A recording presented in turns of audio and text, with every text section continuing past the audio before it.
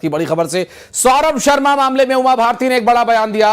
एक सिपाही ने हजारों करोड़ कमा लिए, सिपाही अकेला नहीं, मामला बहुत ऊपर तक। सोने की चिड़िया के बगल में भ्रष्टाचारियों ने घोंसले बनाए, कहना है उमा भारती का, जिस पर एक बड़ा बयान इसे कहा जा रहा है। क्योंकि जिस तरह से उमा भारती ने बयान दिया है, इससे जाहिर है कि उनका इशारा उन लोगों की तरफ है जो सौरभ शर्मा को संरक्षण दिए हुए थे या अब तक सौरभ शर्मा को बचा रहे हैं।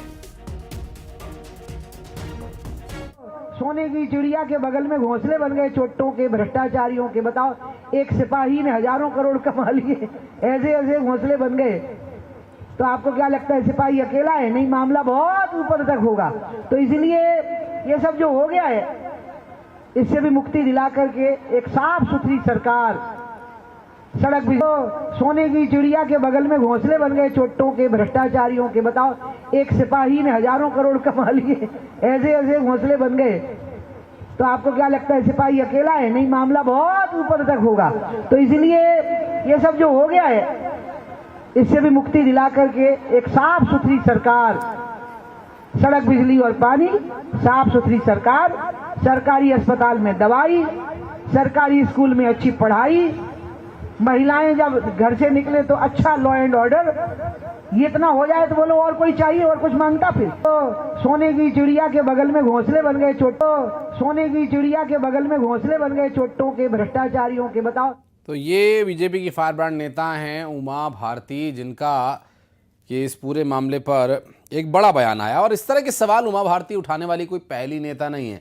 इससे पहले भी कई लोग इस तरह की बातें करते रहे हैं। वासु हमारे सहयोगी इस वक्त हमारे साथ जुड़ गए, बात करेंगे उनसे। वासु, उमा भारती कोई पहली नेता तो है नहीं जो इस तरह के आरोप लगा रही है, लेकिन हाँ, ये ज़रूर है कि उमा भारती जिस तरह के आरोप लगा रही हैं, अब इस पूरे मामले में कई और आवाज़ें उठेंगी। चूँकि उमा भारती एक मुखर नेता हैं और जो आरोप लगे हैं इसके जवाब अभी तक कहीं से नहीं मिल रहे।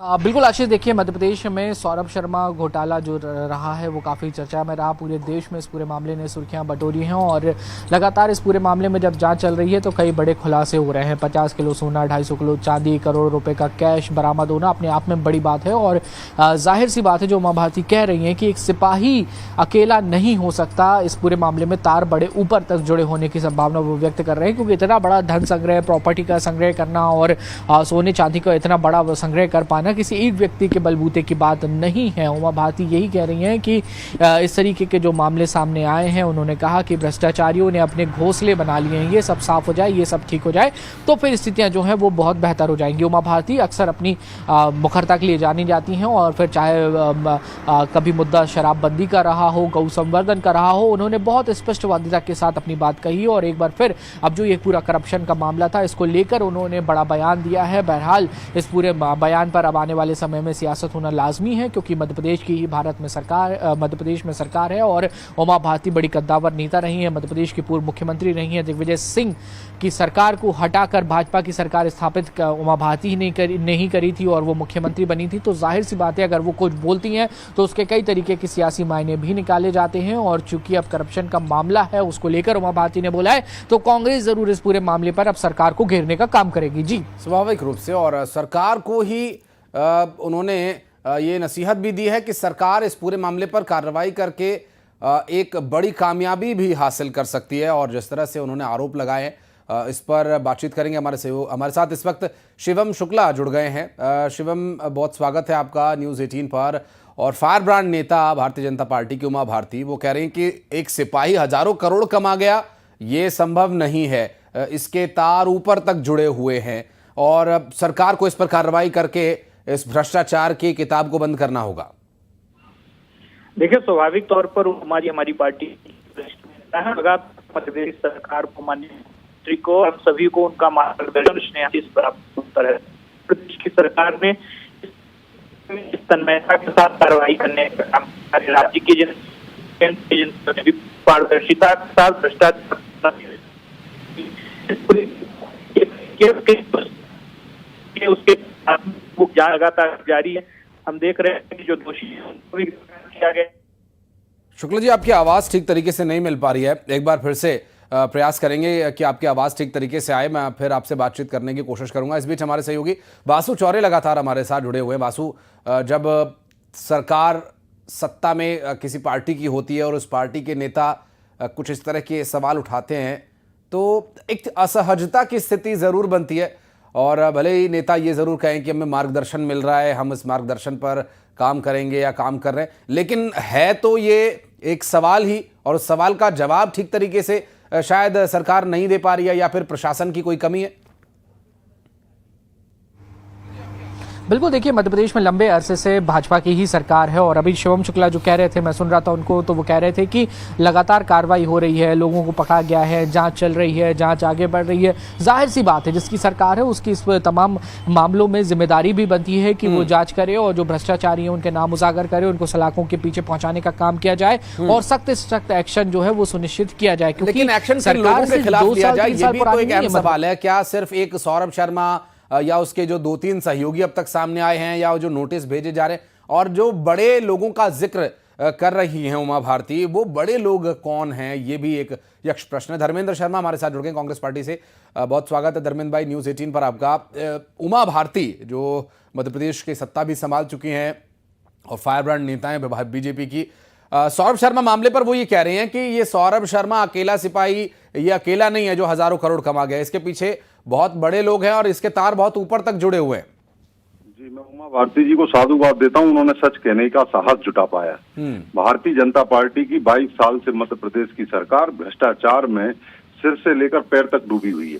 आप देखिए, सौरभ शर्मा के मामले में भी अगर उस पर बड़े लोगों का हाथ नहीं होता, संरक्षण नहीं होता, तो क्या चालान देरी से पेश होता, उसको जमानत मिल पाती? क्योंकि लोकायुक्त ने चालान लेट जमा किया, कहीं ना कहीं सरकार के मंत्री, सरकार के बड़े लोगों का संरक्षण सौरभ शर्मा को प्राप्त था, इस कारण से उसको जमानत मिल गई। आप देखिए, मध्य प्रदेश में अकेले सौरभ शर्मा नहीं, ऐसे तमाम भ्रष्टाचारी लोग हैं जो सरकारी संरक्षण में फल फूल रहे हैं। आप कैसे सोच सकते हैं कि एक चार सिपाही के पास 52 किलो सोना, करोड़ों रुपए कैश एक गाड़ी में मिलता है? ये तो एक अकेला सौरभ शर्मा है। जब बड़े बड़े अधिकारियों, बड़े बड़े जो इनके सिपह सलार हैं, जो इस समय मध्य प्रदेश की जनता का, टैक्स पेयर का पैसा लूटने का काम कर रहे हैं भ्रष्टाचार के माध्यम से, उनके यहाँ कितनी अकूत संपत्ति मिलेगी? भारतीय जनता पार्टी की सरकार 22 साल से मध्य प्रदेश को दीमक की तरह खाने का काम कर रही है। स्वाभाविक रूप से, और इस पर अब देखना होगा कि उमा भारती की नसीहत का धर्मेंद्र भाई कोई प्रभाव पड़ता है। बहुत शुक्रिया आपका हमारे साथ जुड़ने के लिए। शिवम, आपका भी बहुत बहुत धन्यवाद। वासु, आपका भी बहुत बहुत धन्यवाद इस पूरे विषय पर जानकारी देने के लिए। बढ़ते हैं आगे और भोपाल से बड़ी खबर, और इस भोपाल रेप और ब्लैकमेलिंग मामले से जुड़ी बड़ी खबर आ रही है। राष्ट्रीय महिला आयोग की टीम पीड़ितों से मुलाकात करेगी। दरअसल सभी पक्षों को जरूरी सुझाव ये टीम देगी। आपको बता दें कि आयोग ने 3 समितियों का गठन किया है,